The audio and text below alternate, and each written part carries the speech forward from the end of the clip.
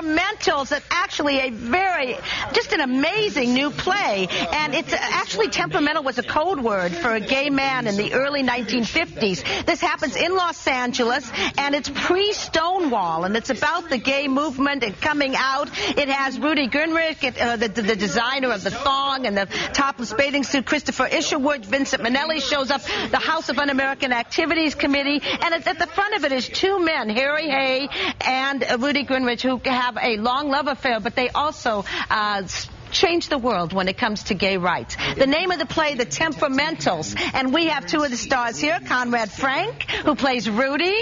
Darling, I saw your thong earlier. Fabulous. And also Stephen Salzman, and you play Harry Hay. All right, great to have you here. Let's start with, describe a little bit about the play. I'm probably not doing it justice. The Temperamentals is a play about the founding of the first gay rights movement, which actually started about 20 years before most people think it did, at Stonewall. Right. But it started in Los Angeles. It started in Silver Lake, which is maybe the reason people don't talk about it so much. But which is a part of Los Angeles I used to live, right, because it's where ABC Studios is. Oh, did not know that. Yeah, go ahead. The show sort of follows two men as they found this organization that for the first time helps define what homosexuality is, and the fact that gays were a group of people, which before 1950 really had never been thought about. Right, and it was called the Mattachine Society, right? Correct. Which was based on a commedia dell'arte kind of thing that used to happen. Exactly, a troupe of men who dressed like women.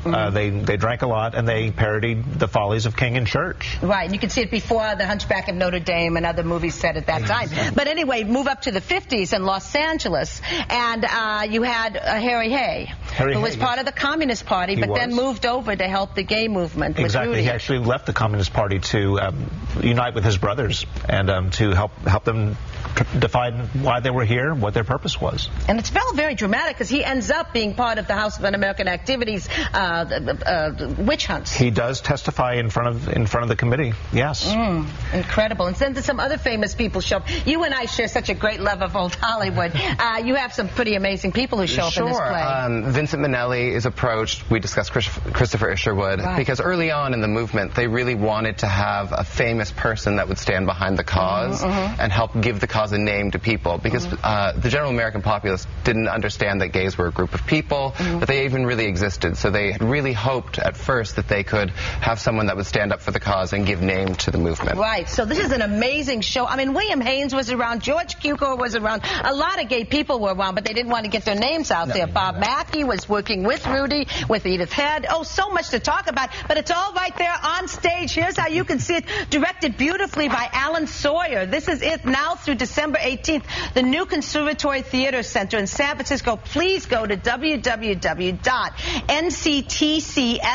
that's newconservatorytheatercenter.org. Thank you, Conrad Frank and Stephen Salzman. What an amazing show, and how important it is right now to bring it here. Now, speaking of problems in the LGBT community, this is a story about a self-hating gay man who also was insistent about destroying people's reputations, and all the way from people like Martin Luther King, who he was determined to destroy, all the way to Nixon. He blackmailed Nixon, too. So this is about J. Edgar Hoover. It's not a successful movie. I wish it was, because Clint Eastwood is a wonderful storyteller on film. I mean, right now, Veterans Day, Flags of Our Fathers, and all the way back to all of his films. But it's not a successful directorial film. He makes weird choices where he can't tell the story, give it energy, and give it heart. However, it's still worth seeing, because it is about this very important story. Wonderful acting, 2.5 hats.